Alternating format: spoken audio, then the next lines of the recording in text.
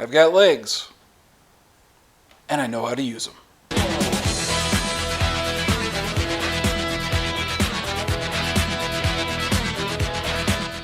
Hey everyone, it's Tony from the Handlebar Workshops, and today we're in the garage workshop. This is episode 2 of our Morris chair build. This video is more of a deep dive into the process of building the Morris chair. If that's what you're looking for, then stay tuned. If you're looking for something a bit more broad, once this series is done, I will release an overview video, and the links to that will be down in the description. So if that's what you want to see, go check it out. Otherwise, let's get started.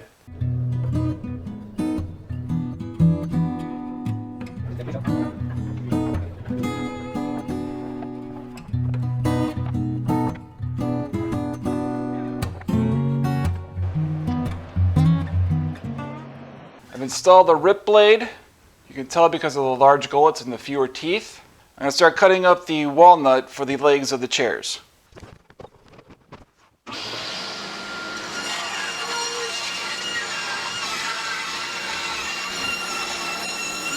And now I'm cross-cutting the leg blanks to rough length. Now we're ready for the glue up. I've got grain matched as best as I can. Ideally you'd have a lot more selection, but this was very expensive wood as it was, and I ran out of money. So I got to make do with what I've got. And I think I've done the best I can here. So using glue and a spreader, a Christmas gift that I already spent, we'll spread it over the wood, put everything together, and clamp it up.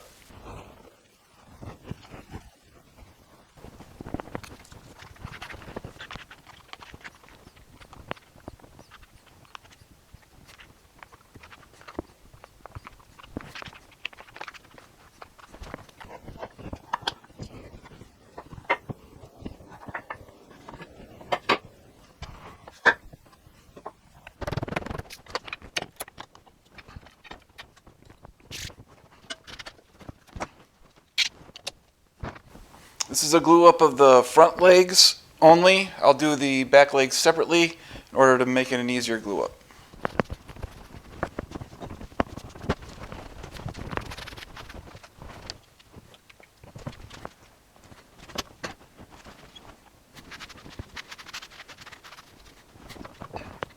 So now the front legs are dry. You've got to pull them out of the clamps and do the same thing with the back legs.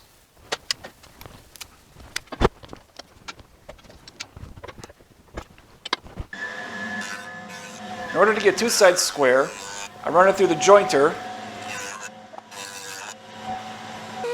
and make sure everything's the same size. I ran it through the planer.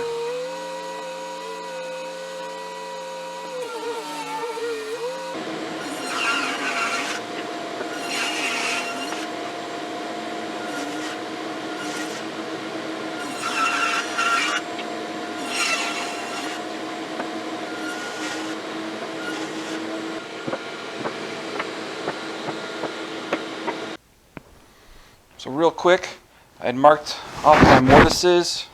This would be going towards the front. This is a rear leg going, this would be going towards the front, and this would be going towards the other rear leg. This is where the back panel will be. I made a mistake. So when I go to line these up, I've got a glue line going this way and everything else is going up and down.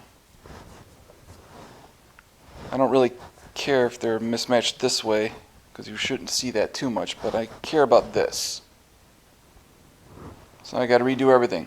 But that's why we're drawing everything out first, is so that we can make sure we've got everything the way we want it to be. So now we got all these lines and notes that we put on the leg, using the crayon, the white crayon. I got to get them off. That's where a piece of 220 sandpaper comes in. It's a great eraser. So now I need to lay out the legs and lay out the mortises. I'm going to write all over these because the more notes I give myself, the less likely I'll make a mistake. And you can sand the crayon right off. We're using a white crayon on the dark walnut. These are the back legs and these are the front legs. You can see I've already started marking these. So we're going to do the back legs now. Now I know these back legs are going to cant in a little bit. Now I'm exaggerating here with my mark, but it's going to go like that. Again, that's very exaggerated. And then I'll do the same on the bottom here. I know the other side is going to cant like that as well, so I'll mark that side, and I'll mark that side.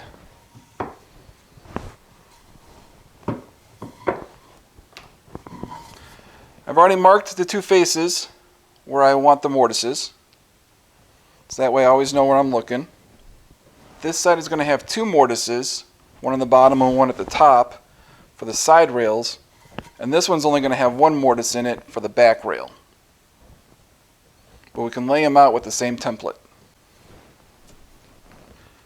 So this is the side that's going to get tapered here, so that's going to get cut off up here. And write taper up here, and mark the top, and this is the left side. And again, we're going to taper on this side as well. That's the top and left side. Now this is the right side, so we're going to write taper again. And this is the right side, so we put an R. R, taper, that way. Again, more notes the better. Make sure you know what's going on, because you don't want to screw this up. You know it's going to be in this direction because of this angle here. It's going to be angled this way. So we know that this is going to be facing the front legs, and we need two mortises here. So I'm going to take the back side template, I'm going to line it up, the front face and the bottom, and I'm going to take a knife. I'm going to mark right where, put my knife flat up against this template here, put a nice mark in the wood so I can see it later. I'll do the same over here, and then I'm going to do the same up here. Now to help us see this, I'm going to put bit of a crayon mark here, crayon mark there, and then a crayon mark up here. And then we know for the back, there's going to be a crayon mark here and a crayon mark here. We're going to use a square referencing the inside edge here. We're going to put our knife right in that mark and bring the square right up to it. We're going to mark right in that crayon line. Don't want to go too deep, just want to make sure we can see that mark when we're using the router. You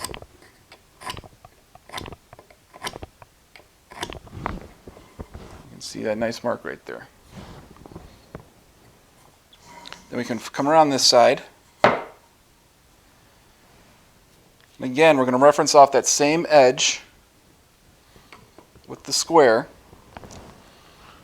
Put our knife in the mark and bring it over.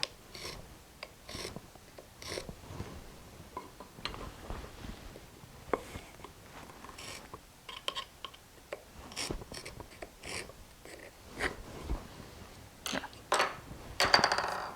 This is where the mortise is going to be. This is where the mortise is going to be. So we know between those two lines here and here, and at the top, we know the mortise is going to be up here. And now we'll do one a little bit farther back, so you can kind of see everything in context.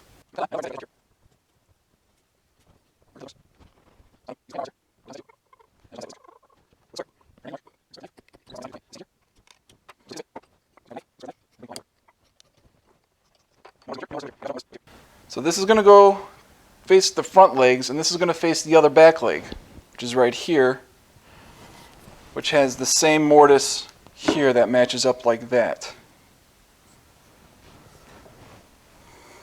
You can see we got all our lines nice and lined up, and we're ready to cut mortises.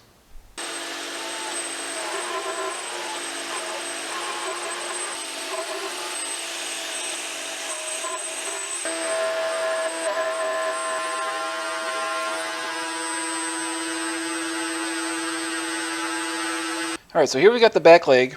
I've already routed the main mortise, but now I got to square them up. Partly because you can kind of see in there there's a bit of a step where the router didn't quite go all the way that direction with the deep cut. First thing I have to do is I have to bring these lines all the way over. I didn't bring them over far enough when I was laying them out. So remember that we went off this edge with the little square. So we can put our knife right in that knife line there.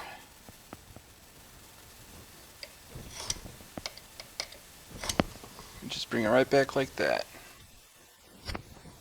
I've got a dog in the bench here. I've got the leg pushed up against the dog.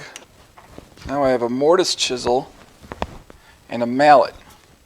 To square the ends up, I'm going to bring the back of my chisel here and lay it flush against the side.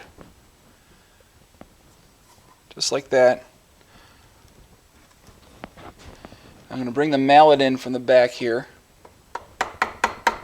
What I'm going to do is I'm going to bring the very edge of my chisel blade right up to that line.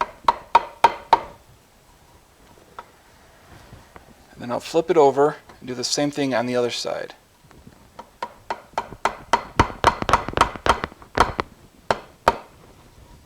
So I'm going to position my chisel right on the edge here and take about half of that bit that's hanging off there.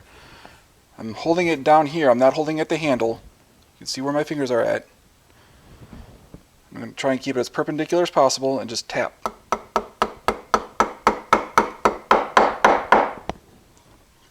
You can see I'm getting there. I'll do it again. Again, half of what's there. And now I'm going to go back and get in that line, my knife line right there. Now I've got to clear out that little step there at the bottom. And bring the chisel in, hold it as perpendicular as possible, and start tapping. And then I'm just going to work that step back, just taking little nibbles here and there. Alright, so now I'm going all the way back to the wall here. And I'm putting up against the dog that's at the front of there. I'm going to bring the bevel down like this, start clearing out that step. And now you can see that that step is gone, and we're going to have plenty of room for our tenon to fit right in there. Now we got to work on this side. It's the same exact thing. All the mortises on this project are going to be a 1/2 inch wide, and thus all the tenons will be a 1/2 inch wide as well. That's because I specially bought a 1/2 inch upcut spiral bit and a 1/2 inch mortise chisel. Actually, this is 12 millimeters, but it's really close to 1/2 inch. So rather than having to buy another bit, another chisel, I'm just making everything a 1/2 inch. Now I need to determine the locations for the tenon pins. I'm going to set them about equidistant between the edge and where the shoulder is going to end of the tenon. So I want 2 pins in each mortise and tenon. They need to divide the distance of the actual piece of wood that's going to be here, not the mortise.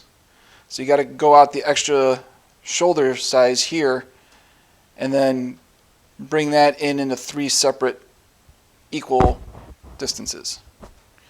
So that's where I'm going to lay out my pins. And I'm going to measure with the calipers from the line I made here up to there. And this is going to be a little bit smaller because it's actually going to be bigger. It'll look right. So you can see here we've got 2 pins, and they're going to intersect one another in there, but that's okay because the pins will be made of wood. We'll set one side first, and then once that dries with glue, we'll drill through it and set the other side. I'm only concerned about the way it looks on the outside, more so than how it actually works on the inside, but that'll be strong enough to keep the tenons in tight. I could use like an awl or something like that, or a Jimmy DiResta ice pick, but I found with the hardness of the walnut, the hammer and nail method works the best. For the top mortises, I don't know where the arm is going to lay on those, and I don't want those to go through a pin. So I'm only going to do 1 pin per mortise and tenon. Just like before, I'm going to find the notch that I made on the corner, bring my square up to it, and bring my knife over so I can see where the bottom of the mortise is at. From there, I will measure out a predetermined distance, mark it, and then use the nail. Since there's only one mortise and tenon at the top rather than the two at the bottom, I don't have to worry about intersecting pins. When setting up the drill press, you want to make sure that your drill bit is square in all directions.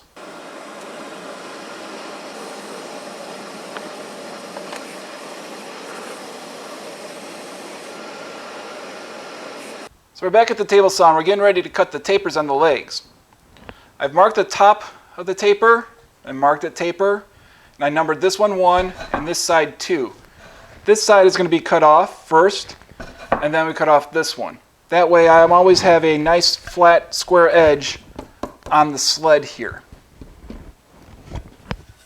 The blade is not going to cut all the way through because I can't get it up any higher than what it is. So there's going to be a little bit left, and I'll take care of that on the bandsaw.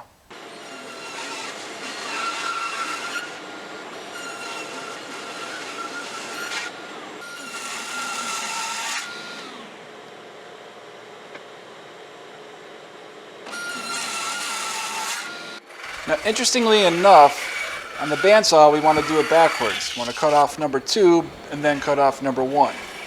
That gives us the most solid base while we're cutting. Notice as I cut that I'm hugging the waist side. In fact, I'm cutting the waist side a bit, but I don't care because it's the waist. I'm trying to stay away from the leg itself. You can see here there's a small ridge from where I cut the waist off at the bandsaw. That's what I want. Now we can take care of that without a problem. All we need to do is use a small router with a flush trim bit.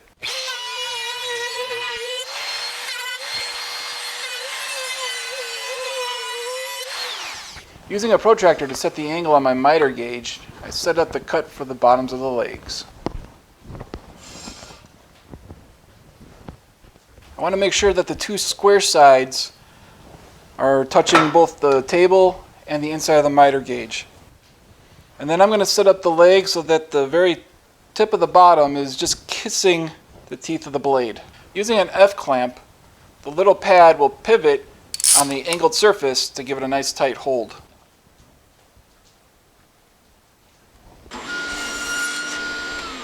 In order to cut the right legs, I had to go to the other side of the blade. That way I can keep the square sides against the fence and the table. And just like before, just barely kissing the blade and put the clamp on. In order to do the back legs, it's the opposite. In order to get the square sides on the table and the fence, this is a left leg. I reset my angles for the back legs.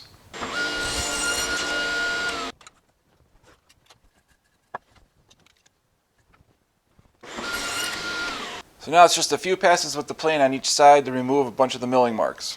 For instance, you can see here, I accidentally hit it with the bandsaw as I was cutting off the waist piece. So I got to plane that out. I'm using a wedge that I cut off at the bandsaw to keep this square to hold it in the vise nice and tight.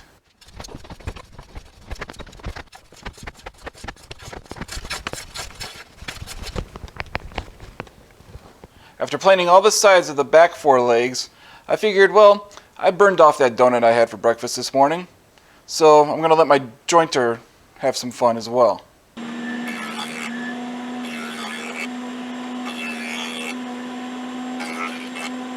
What we're looking at here is the top of the legs. These will eventually be cut off once we do the through tenon on the arms. But for right now, I'm using it to label the chairs. So this is chair 1, left back because it's shorter, left 1 for the front one, R1 for the back, and R1 for the front, and then L2 front back, R2 front and back. That way I can keep everything straight.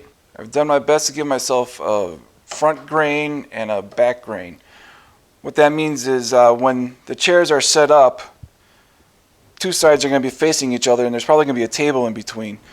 So some of this doesn't look so good because they've got some sapwood in here and it's a little bit lighter.